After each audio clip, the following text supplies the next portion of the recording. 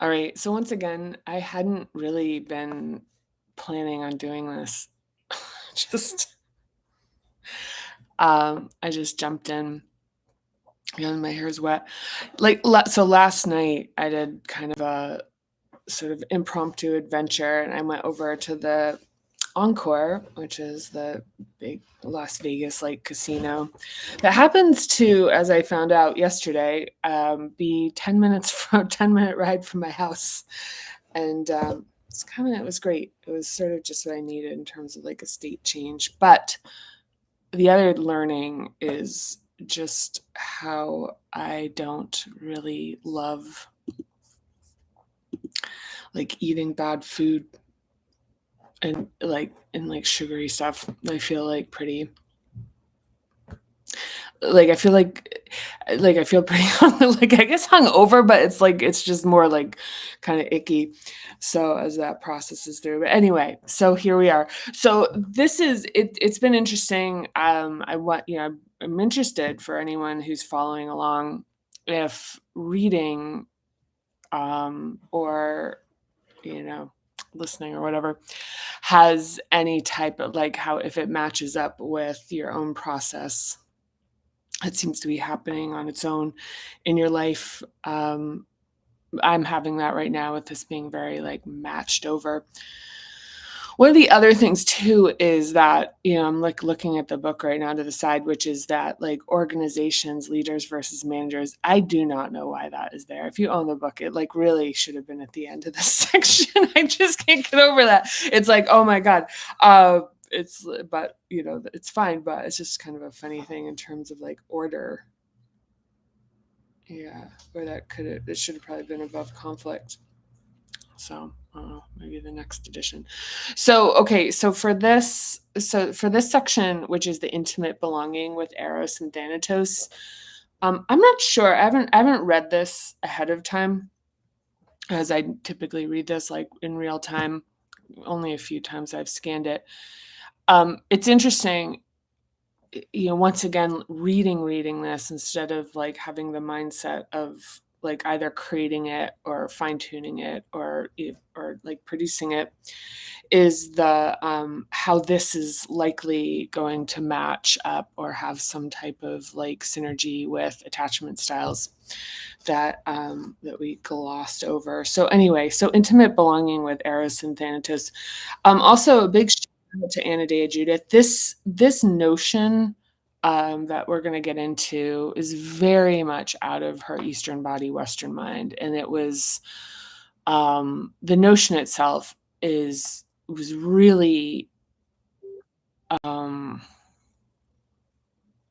trying to think. Is really expanding for me, and we'll talk personally. So it makes its way in here. I have a different take on it than she takes, but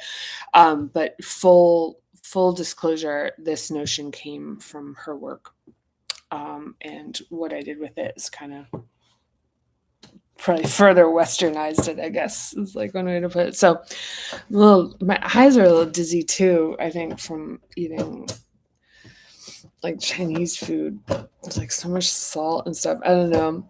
It's like pretty good. It was like solid. But anyway. So if you're ready or not. Okay, so falling in love feels like finding a place in the world where we truly belong. In the early stages of romantic love, we are lifted to new heights. Our partner sees us with what Esther Perel calls selective perception. Our partner sees that, and there is a sense of great possibility as we bask in this new enhanced sense of self. See chapter 5. Yeah. So we're shown how love can transform us into our best self, but we're given the first beginner's taste to see what's possible before the real work of transformation is presented to us.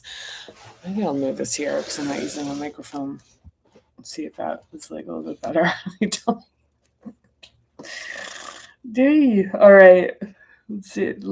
See the top of my head. Can check for gray hairs. Okay.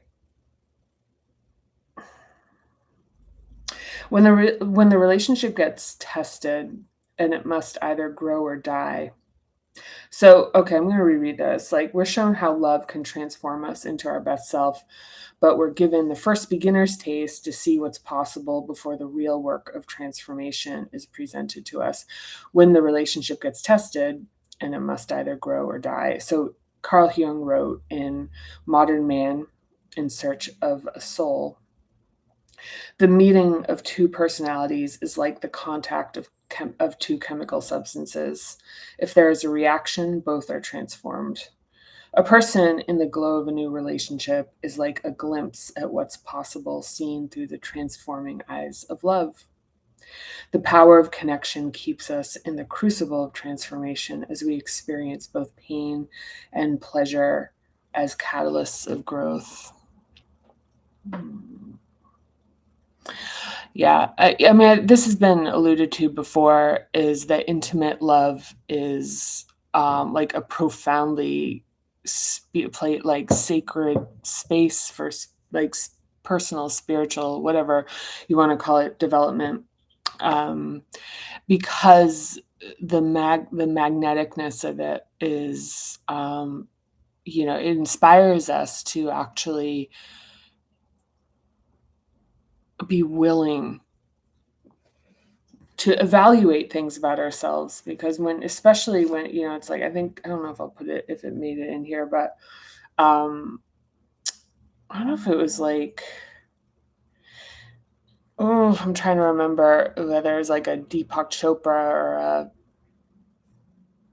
or it's somebody who'd said that the thing that love does is it like starts to dissolve the notion of individuality.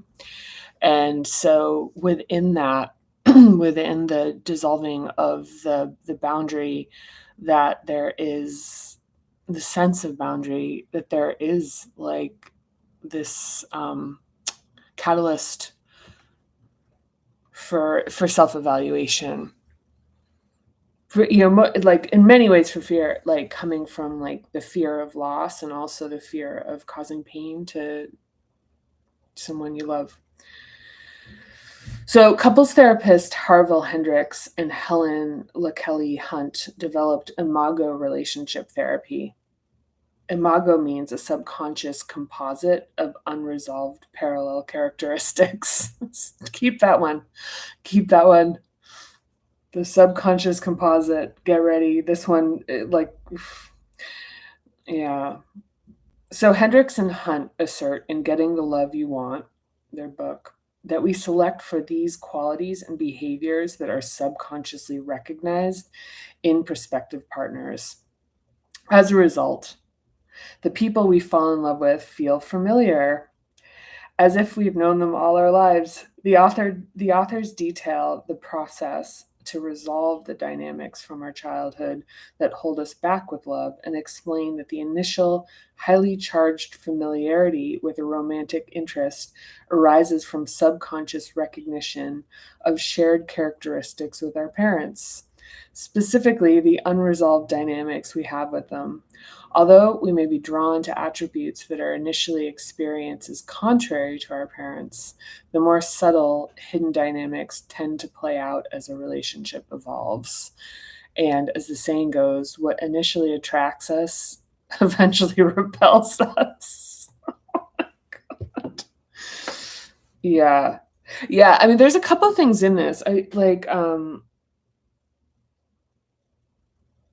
I'm going to read this a little bit more and I'm going to go back. But we find the imprints of interruptions from earlier hubs in our adaptive behavior patterns that carry into adulthood in our intimate relationships. The expectation to be understood without explicit explanation, or the expression of specific needs, or like mind reading, asks a partner to intuitively know what to do or to scramble to find the solution, which resembles the expectation placed on new parents attending to a distressed infant. If we expect our partner to guess our needs, we may recognize an opportunity to develop our second hub, emotional literacy, along with fifth hub, communication. If we have work to do in the second hub, we may sense but not understand our emotions. earlier, another second hub dynamic that can present itself in adult relationships, what psychologists call emotional contagion, or escalating an emotionally charged conversation and needing to see one's pain reflected in the other person's face. See Chapter 5. This is an adult attempt to attune which is developmentally appropriate for young children. That is, learning our emotions through their mirrored reflection on a partner's responsive face. But even as an adult, being met with a blank face can be so distressing that the escalation becomes nuclear. This second hub combination of being an emotional mystery to oneself with a hunger for attunement can result in an unfortunate aftermath following a conflict. One partner wonders who they are with shame, and the other wonders who the partner is with shock and fear. When the aggressing partner eventually de-escalates, this person usually returns to a calm state and sometimes is not fully able to remember fighting and feels remorseful and apologetic. An apology may lead to a sense of relief for the couple, but if partners don't work on the second hub emotional literacy, they will repeat the escalating behavior whenever it's activated. As a result, a crossroads emerges for the other partner: walk on eggshells, walk away, or get help. This can become increasingly complicated when there is a financial power imbalance or shared children in a relationship. Ooh, it's interesting. Um, that's interesting. It's so, some of the stuff, it's like, it's really interesting to me, like what made, like the, I guess, like called like decisions about like what's in here. But but I want to go back to, obviously there's a lot in there. This is page 167 if you want to go back and read. The Harville Hendricks and Helen LaKelly Hunt book is called Getting the Love You Want. It was a big book, and it has a lot of, like tools and frameworks. But one of the things that is actually, as I'm reading this, there's a couple things. And one of them is the phenomenon that it was originally Getting the Love You Want was Harville Hendricks. It was his book. And the edition, the latest edition, or at least the edition that I had read, had this preamble at the beginning saying, oh, and by the way, my wife, Helen LaKelly Hunt, who's also a relationship therapist, I believe, is also really the co-creator of this methodology. Like, we worked on this together. It was our relationship that created it. And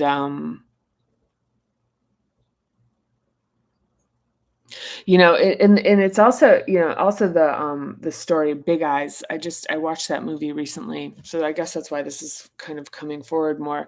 Is Big Eyes, which was the artist. The movie's called Big Eyes. Is it like, you can, if you're interested, Google it.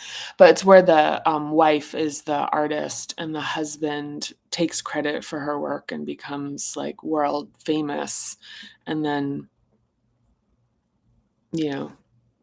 it's just like this kind of dynamic. It's so interesting when we're talking about gender in all of this, and the dynamics of gender, in that there's all this, there's a lot of like sort of like social proof kind of stuff, which is like, men are the ones who created all this stuff, but it's like these are just the ones we find out about, which is, the ones where they're either taken to court, like they were in the Big Eyes, that artist, I forget her name, or here where he does disclose it, because I imagine it's like there's a significant issue in their relationship,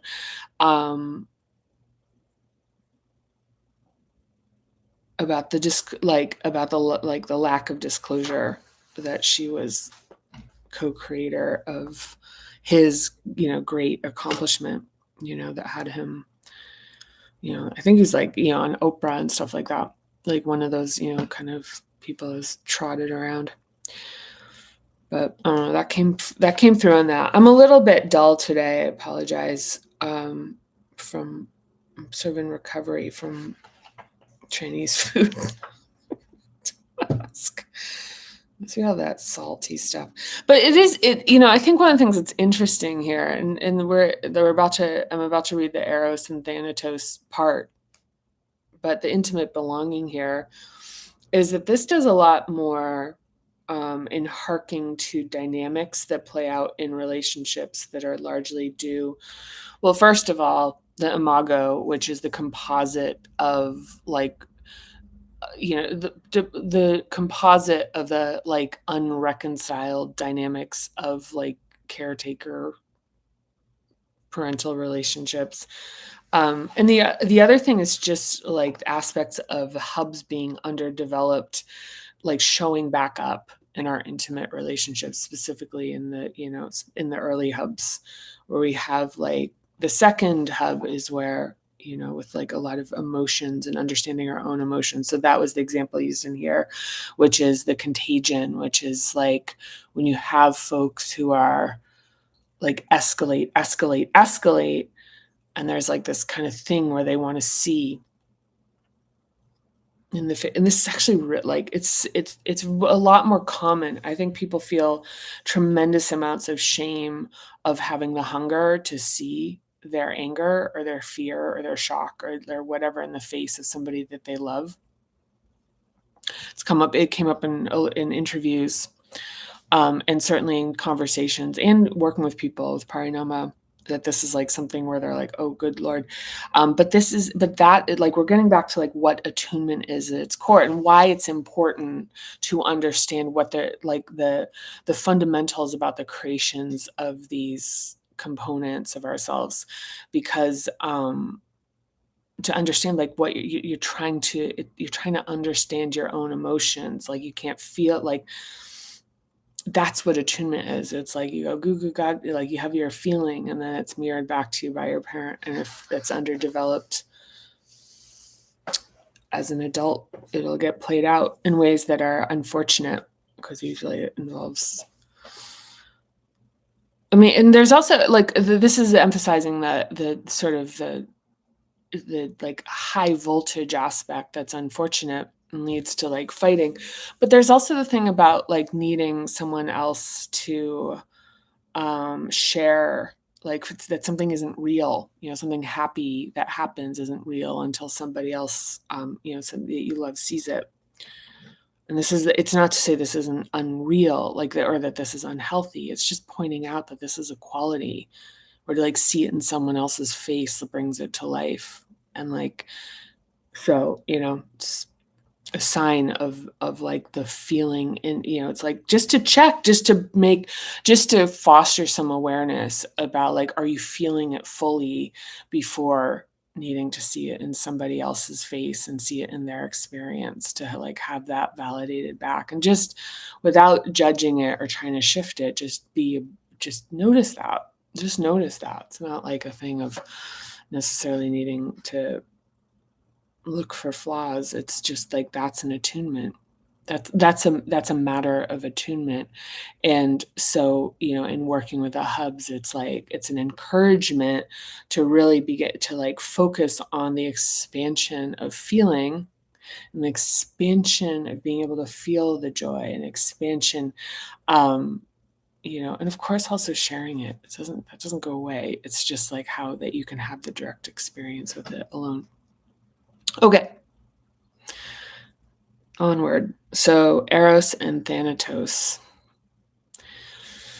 And this is the part, like, I really like this. So, how can I miss you if you won't go away? Asks a smothered partner. In a relationship, a balance of absence and presence heightens the experience of the other person. If a couple spends every waking moment together, the charge weakens. But if they never see each other, it's extinguished. So if a couple spends every waking moment together, the charge weakens.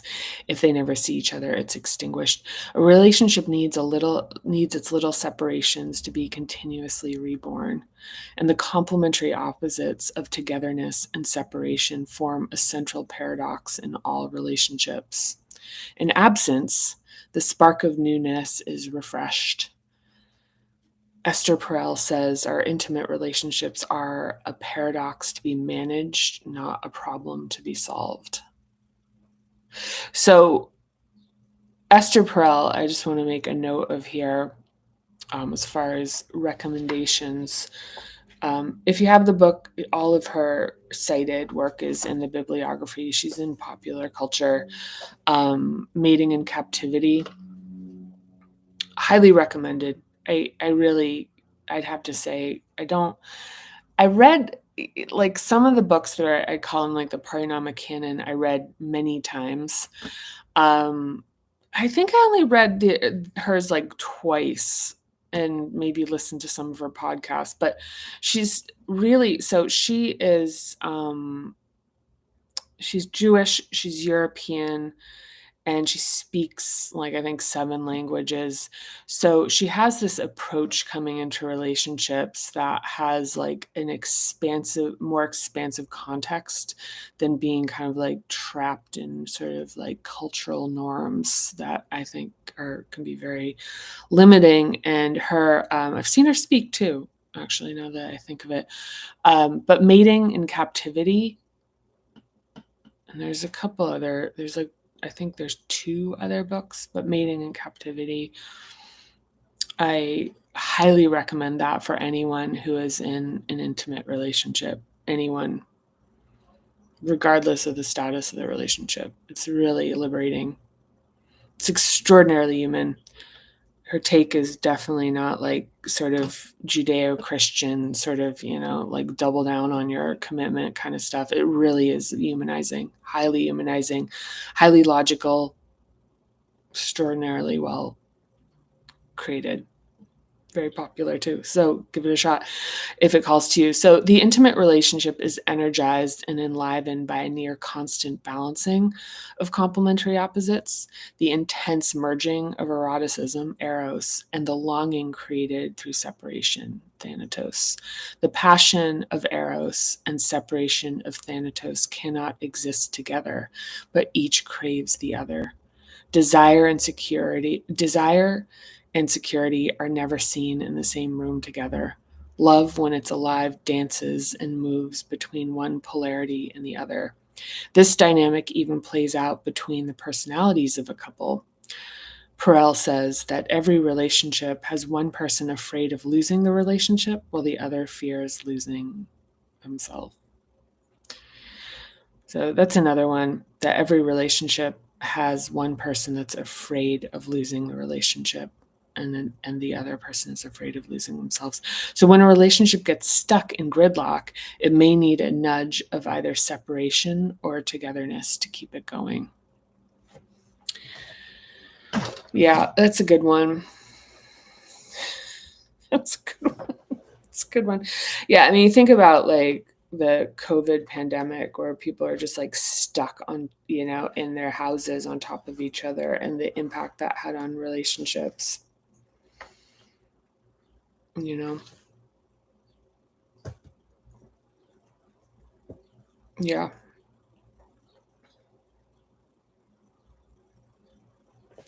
Yep, I think that's it for now. Let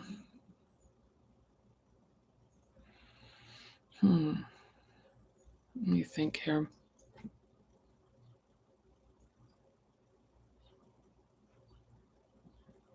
Yeah. Yeah, I mean, next we'll get into belonging to yourself with self-acceptance and self-love, and then belonging to the natural environment. And then we talk a little bit more about conflict. And I think, it's interesting. This is looking at conflict. Was actually one of the last additions to the book. There's a component in this that I like jammed in there in the end. And then we go to interruptions and stressors. So we're doing it. We're making it through. And this is like the last, like, let me look here. Yeah. I know I'm a bit remiss. It's interesting. Like I feel a sense of passage as we're getting through this. And on one hand, I'm really happy to be moving forward. I mean, this is just, I guess, kind of a natural thing that happens is that I'm really happy to be moving through this.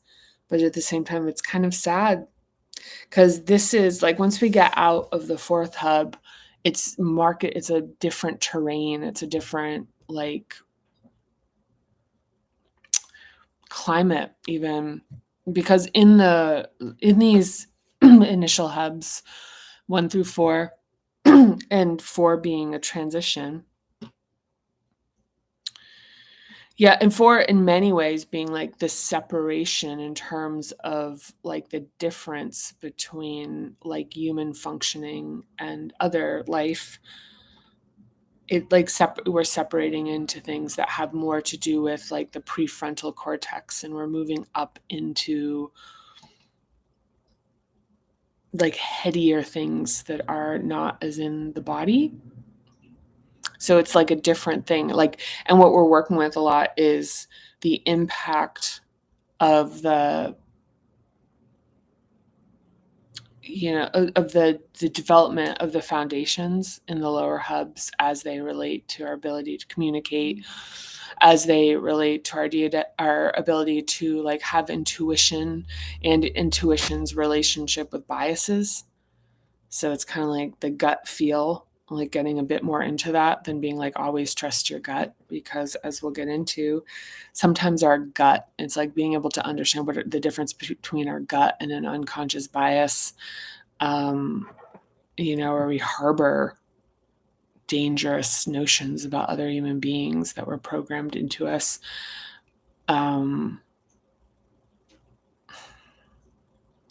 Yeah, and like just our idea, like our intuition, our trust in our ideas, and then getting into our intelligence, and also in there's creativity and creation. And for folks, this one of the things I think that is increasingly becoming like surprised by delight material is that people who are in the who do work in the lower hubs experience like more more capacity in the upper hubs just passively. So it's like releasing some of these adaptations that are like holding on to a lot of energy and blocking it. Like it takes a lot of energy to maintain. Like they kind of open up, and if people are like, wow, I'm playing music again, and it's like, oh my gosh, now I have like ideas. So I used to think I was a person who didn't have a lot of ideas, like people say. Like I used to think, and it's like now I have idea. It's like, and the thing is like your connection to inspiration, your connection to ideas, your connection to creation is like it's innate. Like you have it. You have it, and people tell me like, well, I'm just not creative. It's like you are a creation, you are a creator. It's just being able to open to like really expand this capacity and like open the aperture up so it's receptive. But if you do not think you are creative, and even if you do and you think your creativity has limitations, this very well, if practiced and internalized and integrated, will expand that your ability for like what so-called intelligence, for being able to like take on information. People think like they're dumb. It's like, no, there's a lot of things like dumb that is actually I don't know if it's like an appropriation. It's like it's actually like emotional dysregulation. So one of the things that has people, is like very commonly misunderstood for people being like stupid is their inability to like manage and regulate their emotions. The other thing is getting like so overtaken with like worrying and fears and like hypervigilance, that it's like there isn't room for curiosity. There isn't room for processing. Like I mean, you have a certain amount of bandwidth, let's just say, before we're even talking about expanding capacity. And if it's filled with like hypervigilance and worrying, grievances, insecurities, like this stuff takes up the tube, and it's like once that stuff takes up less space, there's just more room. There's just more room. There's more energy that's flowing through, I guess. I mean, it's just I'm using these kind of terms. I don't really know if I have the visuals for them, but the ability to do things that are, kind of seemingly superhuman to you. I mean, for one, like when I've never written a book, I don't know how to write a book. I don't know how to write. I went to kind of like a little dinky state school. When I was writing the book, I read 300 plus books, like 100 scientific articles, interviewed 100 people. Like I was so like, I guess like prolific in terms of my absorption of information as in this process. And I bring that up as an example of like what's possible, because ultimately where we're going here is that so once we're finished in part 2, part 3 has practices in chapter 11. They're practices that integrate all the hubs. So putting it all together. And then chapter 12 is when we travel in reverse order. So the upward current, as Anodea Judith calls it, is self-actualization.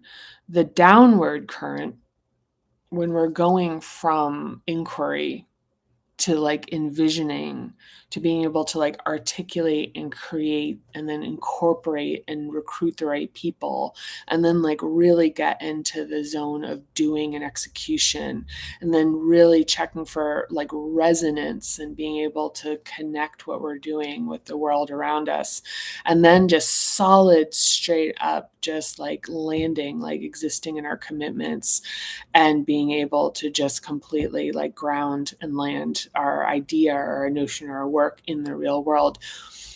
That's a process, and it's like a densification. But if we are still, so one of the reasons we do it in this order, because I think people might be more interested in doing this backwards, because it's like, hey, I want to create a lot of stuff. I want to know how to make money. I want to know how to have whatever I want kind of stuff.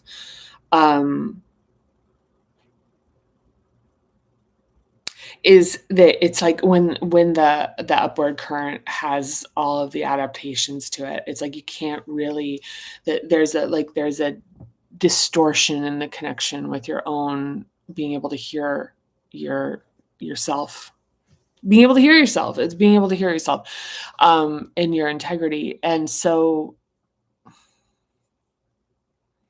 what we're doing is we're like in this process of kind of like really clearing this way, so that when it comes back down, it's a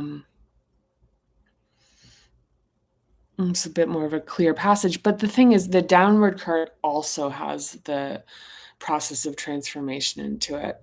It's kind of like scrubbing, it's kind of like like it's like you kind of clear the way and create awareness around it, and then coming back down, it's like it's working in the same areas, like in a different, like sort of directionally different, but like almost like like sort of real world application, where we're doing these things in a way of seeing how they interface with actually trying, like the process of bringing something into the world, and how that is actually very activating and really testing and forces expansion, forces us to become something beyond what our current capability is. So that expansion in the downward current is also a part of transformation.